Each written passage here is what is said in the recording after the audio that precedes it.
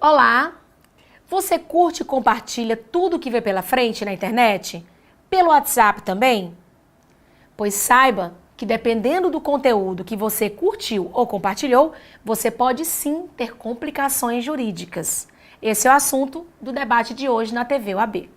Estamos aqui com Renato Torres, presidente da Comissão de Direito e Tecnologia da Informação da UAB Ceará e especialista em Direito Digital. Bem-vindo. Obrigado. O tema é pulsante, né? Acho que todo mundo tem muita curiosidade sobre isso. E apesar de ser um tema que parece novo, o direito digital já existe há algum tempo? Esse trabalho em cima do direito digital, Renato? Sim, a área do direito digital não é tão nova quanto se imagina, né? Então, você pode pegar aí desde a década de 90, pelo menos, né? Que foi onde os microcomputadores começaram a ficar mais populares, né? A internet em si também ficou mais popular, né? Começou a chegar nas casas, né, dos usuários. É uma área que hoje está em evidência, porque a internet se tornou um pouco mais barata, mais acessível, né, com o lançamento dos vários dispositivos que a gente tem hoje, né, como smartphones, tablets, né, o barateamento dos próprios computadores, né, os notebooks. Então isso facilitou um amplo acesso à grande maioria da população para a internet. Consequência disso são as várias condutas que são praticadas na rede, né? Então aí temos crimes diversos, temos crimes, né? Temos aí crimes contra a honra, temos crimes mais específicos, né? Como estelionato, né? Que saíram do mundo real para o mundo virtual. Temos crimes 100% virtuais, crimes que mesclam entre o crime real, eles começam fora do mundo virtual e terminam no mundo, né? Cibernético, né? Então, criou-se uma série de novas condutas que merecem agora uma atenção mais específica da lei.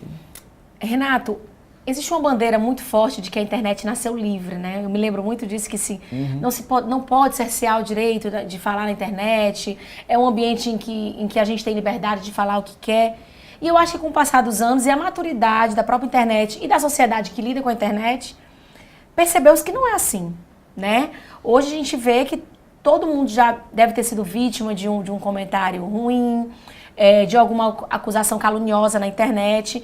E aí como é que se dá hoje essa possibilidade de monitoramento, a legislação? O que a gente tem de novidade hoje que realmente organiza esse processo aí de liberdade na internet? Perfeito. A liberdade de expressão, ela é um dos pilares sobre a qual a internet foi desenvolvida, né? O primeiro design da internet foi feito justamente para promover esse ambiente de liberdade, esse ambiente de troca de conhecimentos, né? Troca de informação. E isso tenta ser mantido, né? Não só no mundo, né? Mas aqui no Brasil também, de maneira ampla, tá? Então, o princípio básico é não evitar a censura na internet, mas combater especificamente quando ocorre uma violação a determinados princípios. Então, a partir do momento que eu pratico uma conduta delituosa na internet, a lei tem a obrigação de ampará-la, de uma maneira ou de outra, ainda que não haja dispositivos específicos para aquele caso. Então, certas condutas que foram amadurecendo com a popularização da internet, o Código Penal, por exemplo, né, em se tratando de crimes contra a honra, né, calúnia, injúria, difamação, ele sempre funcionou, né, não precisava ter um Código Penal para a internet especificamente para abordar esse tipo de conduta, né, porque ela apenas saiu do ambiente virtual, aliás, ambiente real, para o ambiente virtual, né, então aquela ofensa ficou registrada não só para aquelas duas pessoas, ela ficou ali registrada para o mundo. Então, a lei nesse sentido já existe. Agora, outras condutas, como a invasão de dispositivos eletrônicos, né, informáticos ou telemáticos, como smartphones, tablets, né, notebooks, até a lei Carolina Dickmann não existia. Então, o criminoso poderia quebrar a segurança de algum sistema, verificar aqueles arquivos ali, se ele não tivesse causado nenhum dano, ele não seria enquadrado em nenhuma conduta criminosa. Hoje, o simples fato dele quebrar essa segurança, ele já está cometendo crime. Né? Isso foi um ganho através dessa lei da Carolina Dickmann, exatamente. Né? É de que ano, Renato? Ela é de 2012. 2012. Foi um grande avanço. Sim, sim, sim. Dentro dessas condutas caluniosas da internet, a gente tem um termozinho que está sendo muito usado hoje, que são as fake news, né? Que tomou conta da internet também. Eu acho que é impossível dar uma passeada na internet e não ver várias notícias falsas, né? E aí, em ano de eleição, isso me parece que vai se tornar um pouco mais grave, porque começa a se fomentar muitas calúnias por disputas políticas, esse tipo de situação, né? Na sua opinião, como advogado também, assim, o senhor acredita que essas fake news, elas realmente influenciam as pessoas? Ela pode influenciar no debate eleitoral, por exemplo? Bastante, bastante. Isso aconteceu. Em prova disso é o que aconteceu no Reino Unido e nos Estados Unidos, né? Onde, inclusive, alguns garotos da Macedônia, né, dizem que eles foram contratados para criarem um exército de perfis fakes para influenciar nas últimas eleições americanas, né? O que acabou favorecendo, de certa forma, o Donald Trump. Então, inclusive, esse caso da Macedônia, ele é amplamente citado, né? Sobre fake news, porque ela está se transformando realmente em numa ferramenta. Isso é crime hoje já? É criminoso isso? Bom, depende. Se enquadraria em algum crime? Depende. Por exemplo, a criação de um perfil falso, né, que não diga respeito a você mesmo, via de regra, não constitui nenhum crime. Agora, a partir do momento que você usa aquele perfil utilizando a imagem de alguém, né, sem autorização dela, utiliza aquele perfil para ganhar algum dinheiro, né, já pode configurar um estelionato. Se você usa aquele perfil para fazer alguma conduta que possa gerar algum dano, aí sim. Certo? A criação desse perfil fake e divulgar informações inverídicas, mesmo o perfil sendo fake ou não, né, se você divulgar uma informação que você não tenha certeza da fonte e essa informação causar algum prejuízo, sim, você poderá responder, né, por algum tipo de crime. Alguém que estiver sendo vítima desse tipo de atuação, como deve proceder do ponto de vista do direito, jurídico? Primeiramente, antes de se procurar um advogado, é bom que o usuário saiba guardar aquelas provas, né? Então, geralmente, quando alguém comete alguma postagem ofensiva, né, algum crime contra a honra, vai lá e profere algum xingamento, alguma coisa nesse sentido, levanta um falso, né, sobre aquela pessoa, quando ele vê que tomou uma proporção grande, a pessoa às vezes pode ficar com medo e deletar aquela postagem.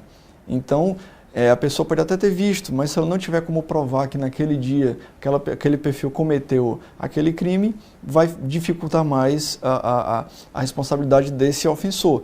Então, o primeiro passo é salvar as provas, né, o que está acontecendo ali através de prints, né, salvar as URLs, né, os endereços que aparecem dos sites, né, das postagens ofensivas, salvar tudo aquilo e sim procurar um advogado para que ele possa tomar as medidas cabíveis na justiça. Vamos dar umas dicas aí para como identificar as fake news, porque eu acho que é um dos piores problemas aí. As pessoas ficam divulgando, aí transmitem através do WhatsApp, aí replica no Facebook, aí me parece que vira uma verdade, né? Como é que uma pessoa pode perceber que aquilo ali é uma fake news? Bom, primeiramente atentar para o título, né, da matéria. Geralmente eles costumam ser muito sensacionalistas, né, e muito chamativos. Então, atentar primeiramente para o título da notícia e quando você entrar naquele site onde tem aquela notícia, você pesquisar se existe nome de autor, porque geralmente não tem. Né? Verificar a fonte, né, se aquela matéria está sendo replicada em outros jornais de grande circulação, em outros portais de referência, né? Pesquisar no Google também, né? Não custa nada, para ver se realmente aquela matéria está só naquele site, né? Ou então está sendo replicada em outros portais. E caso você tenha alguma dúvida sobre publicar ou não, a dica é não publique. Se você tem alguma dúvida, não publique, é melhor. E nem publique, nem compartilhe, replique, né? E nem replique, né? Não passe para frente. Então, aproveitando a deixa já, Renato, vamos falar um pouco aí dessas pessoas que curtem qualquer coisa, compartilham, que isso pode, inclusive, ser um ato criminoso, né? Fala um pouquinho sobre isso pra gente. Exato. Foi-se o tempo em que uma simples curtida, ela morria, né, ali naquela postagem, né? Hoje, como a gente costuma ver na Justiça do Trabalho, se você trabalha numa empresa e aquela empresa tem uma página em determinada rede social e você vai lá ou então alguém publica alguma postagem ofensiva contra aquela empresa e você, funcionário dela, vai lá e curte aquela postagem, qual a mensagem você está passando para a empresa?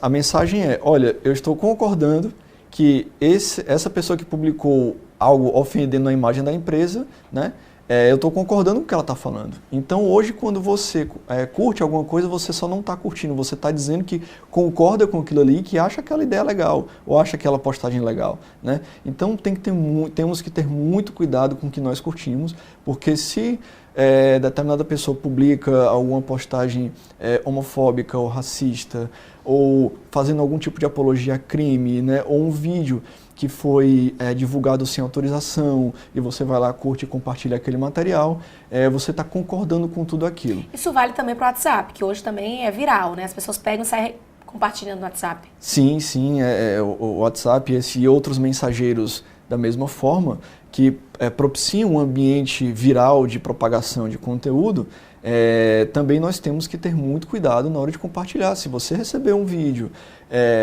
envolvendo uma divulgação de imagem não autorizada, sabendo que aquela pessoa não autorizou aquela divulgação a respeito dos pornôs vingança, né? Dessa pornografia vingança. Sim. Que os parceiros ou as parceiras tendem a fazer isso é absurdo. Um com o outro, e que geralmente, na maioria dos casos, é contra a mulher, né? A parte mais, digamos assim, mais ofendida dessa situação. Se você recebe um conteúdo desse via WhatsApp ou outro mensageiro, a dica é não passe para frente. Porque, ao contrário do que muitos pensam, existem maneiras, existem técnicas, né, informáticas para se chegar até o autor que divulgou aquele arquivo. Deixa eu fazer uma pergunta para a gente finalizar aqui, bem daqui do Ceará. Recentemente teve uma questão de uma briga no restaurante, e aí esse vídeo virou uma coisa viral, engraçada, e as pessoas... Todo mundo compartilhou isso aí muito como uma coisa engraçada, mas no fundo você estava expondo realmente pessoas ali numa situação complicada. Isso poderia se configurar talvez como um crime em algum momento, porque existe um projeto de lei que quer tornar crime esse tipo de compartilhamento de notícias falsas na internet, esse tipo de situação. Isso sim poderia ser considerado um crime, talvez, uma coisa ofensiva, esse compartilhamento desse tipo de material? Bom, nessa situação específica, eles estavam no ambiente público, né? Sim, aconteceu justamente por isso. No ambiente público, pelo vídeo, né, que eu me lembre, que eu me recorde, não dá para ver muito bem o rosto das moças que estão ali interagindo naquela situação.